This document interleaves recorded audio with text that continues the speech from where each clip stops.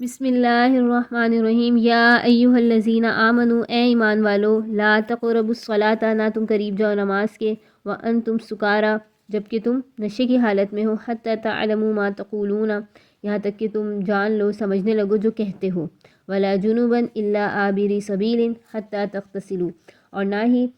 وہ شخص کہ جسے غسل کی حاجت ہو، جنبی شخص، مگر یہ کہ وہ مسافر ہو، یہاں تک کہ غسل کر لو۔ وَإِن كُنتُمْ، اور اگر تم ہو مرضى مریض، او علی سفرین، یا سفر میں ہو، او جاء احد منکم، یا آیا ہو تم میں سے کوئی شخص، من الغائط، قضائے حاجت سے، او لامستم النساء، یا پاس گئے ہوں اپنی عورتوں کے، فلم تجدوا ماء، پھر نہیں پائے پانی، فتیمموا صعیدا طیبا، تو چاہیے کہ تیمم کرے پاک، صعیدا مٹی سے، پاک مٹی سے تیمم کرے۔ فامسحوا بوجوہکم، اور بس طریقہ بتا دیا، مسح کرو اپنے چہروں کا، وایدیکم، اور اپنے ہاتھوں کا، تیمم کا طریقہ۔ ان اللہ کان عفوا غفورا، بے شک اللہ تعالیٰ معاف کرنے والا، مغفرت کرنے والا ہے۔ اس آیت میں اللہ رب العزت نے حالت نشے اور جنابت میں نماز کی ممانعت فرمائی۔ یہاں پہلے ابتدا میں نشے کو حرام کیا گیا نماز کے وقت، کہ جب نماز کا وقت ہو تب نشے کی حالت نہ ہو، چونکہ پہلے نشہ کرنا حلال تھا، لیکن اس کی وجہ سے بہت ساری خرابی بھی تھی،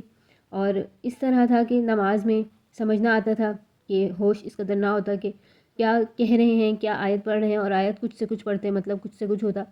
اس لیے اللہ رب العزت نے فرما دیا لا تقربوا الصلاۃ وانتم سکارا۔ اس کے بعد آیت نازل کی انما الخمر والمیسر، یہ شراب اور جوا یہ سب حرام ہے، تو وہ تمام حالتوں میں ہی ہمیشہ کے لیے حرام ہو گیا۔ جنابت کی حالت میں نماز کے قریب نہ جاؤ یہاں تک کہ تم غسل کر لو، اور اگر مسافر ہو اور اسے حالت جنابت پیش آ جائے، یا مریض ہو، یا سفر میں ہو، یا قضائے حاجت سے آیا ہو اور وضو کے لیے پانی نہ ملے، یا اپنی عورتوں کے پاس گیا ہو، حالت جنابت پیش ہو، اور پھر اسے غسل کے لیے پانی نہ ملے، تو پھر فلم تجدوا ماء، پانی نہ میسر ہو تو تیمم کرو پاک مٹی سے۔ تیمم کا طریقہ بیان فرما دیا، فامسحوا بوجوہکم وایدیکم، یعنی تیمم وہ دو ضربے ہیں۔ آپ صلی اللہ علیہ وآلہ وسلم نے فرمایا کہ وہ دو ضربے ہیں، یعنی ایک چہرے کا مسح کرنا اور ہاتھوں کا مسح کرنا، کہ پاک زمین پر دونوں ہاتھ مارے، پھر سارے منہ پر اچھی طرح مل لے، اور دونوں ہاتھ زمین پر مار کر دونوں کوہنیوں تک مل لے، یہ مٹی کیونکہ پاک ہے، اور جیسے بعض چیزوں کے لیے پانی پاک ہے، اسی طرح مٹی بھی پاک ہے۔ الم تر الی الذین اوتوا نصیبا من الکتاب، الم کیا نہیں، تر الی الذین دیکھا آپ نے ان لوگوں کی طرف، اوتوا نصیبا جن کو دیا گیا حصہ، من الکتابی کتاب سے، یشترون ضلالۃ وہ خریدتے ہیں گمراہی کو، ویریدون اور وہ یہ چاہتے ہیں، ان تضلوا سبیل کہ وہ تمہیں گمراہ کر دیں راستے سے، واللہ اعلم باعدائکم اور اللہ تعالیٰ جانتا ہے، اعدائکم عدوٌ کی جمع ہے تمہارے دشمنوں کو، وکفیٰ باللہ ولیٰ اور اللہ تعالیٰ ولی ہے، وکفیٰ باللہ نصیرا اور کافی ہے اللہ مددگار، اللہ کافی ہے دوست اور اللہ کافی ہے مددگار۔ اللہ رب العزت نے یہاں پر یہود کے مکروہ عزائم کو بیان فرمایا کہ وہ کفر میں ہیں، اور وہ ان کو جو کتاب کا حصہ دیا گیا تو وہ اس سے ضلالت اور گمراہی خریدتے ہیں، اور وہ یہ چاہتے ہیں کہ تمہیں بھی رستے سے بھٹکا دیں۔ اللہ تمہارے دشمنوں کو جانتا ہے، اور اللہ ہی کافی ہے، اللہ ہی مددگار ہے۔ من الذین ہادوا لوگوں میں سے جو یہودی ہوئے، یحرفون الکلمہ وہ تحریف کرتے ہیں، بدل دیتے ہیں کلمہ کلام کو، ام مواضعہ اس کی وجہ سے، یعنی اس کی جگہ سے، ویقولون اور وہ یہ کہتے ہیں، سمعنا وعصینا ہم نے سن لیا اور ہم نے نافرمانی کی، واسمع اور ایسے سنتے ہیں غیر مسمعین کہ سنا نہ ہو، وراعنا لیہم بالسنتہم اور موڑ کر اپنی زبانوں کو کہتے ہیں راعنا، وطعنا فی الدین اور دین میں عیب لگاتے ہیں، وَلَوْ أَنَّهُمْ قَالُوا سَمِعْنَا اور اچھا ہوتا ان کے لیے اگر وہ کہتے سمعنا ہم نے سنا، وَأَطَعْنَا اور ہم نے مانا اطاعت کی، وَاسْمَعْ وَانظُرْنَا اور سن اور ہم پر نظر کر، وَاسْمَعْ سن، وَانظُرْنَا ہم پر نظر کر، لَكَانَ خَيْرًا لَهُمْ تو بہتر ہوتا ان کے لیے، وَأَقْوَمْ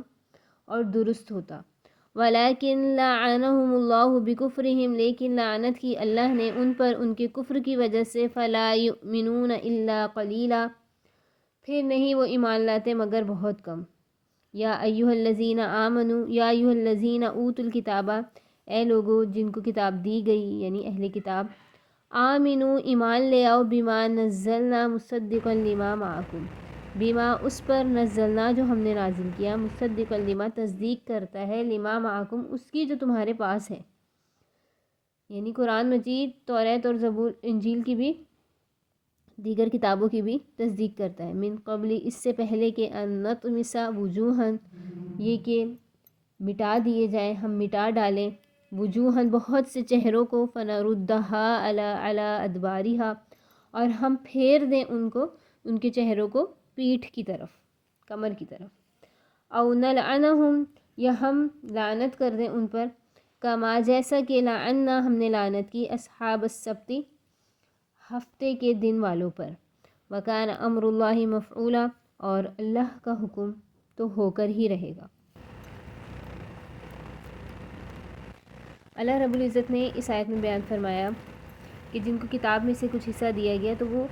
ہدایت کے بجائے گمراہی خریدتے ہیں، اور وہ یہ چاہتے ہیں تمہیں بھی رستے سے بھٹکا دیں۔ اللہ جانتا ہے تمہارے دشمنوں کو، اللہ کافی ہے کارساز ہے۔ اور یہودیوں کے مکرو عزائم کو بیان کیا کہ وہ تحریف کرتے ہیں، کلام کو اس کی جگہ سے بدل دیتے ہیں، اور یوں کہتے ہیں کہ ہم نے سن لیا اور نافرمانی کی، اور ایسے سنتے ہیں کہ سنا نہیں، یعنی انسنا کر دیتے ہیں، اور اپنی زبانوں کو موڑ کر یعنی بیان کرتے ہیں دین میں باتیں، اور دین میں عیب لگاتے ہیں۔ اللہ رب العزت فرماتا ہے کہ اگر وہ یہ کہتے کہ ہم نے سنا اور ہم نے اطاعت کی، اور یوں کہتے آپ صلی اللہ علیہ وآلہ وسلم کہ سن اور ہم پر نظر فرما، تو ان کے لیے بہت اچھا ہوتا، درست ہوتا، لیکن اللہ نے ان پر لعنت کی ہے ان کے کفر کی وجہ سے۔ نہیں ایمان لاتے، بہت تھوڑے ہی لوگ ہیں جو ایمان لائے، جیسے عبداللہ بن سلام وغیرہ، کہ جو ان میں سے ایمان لائے،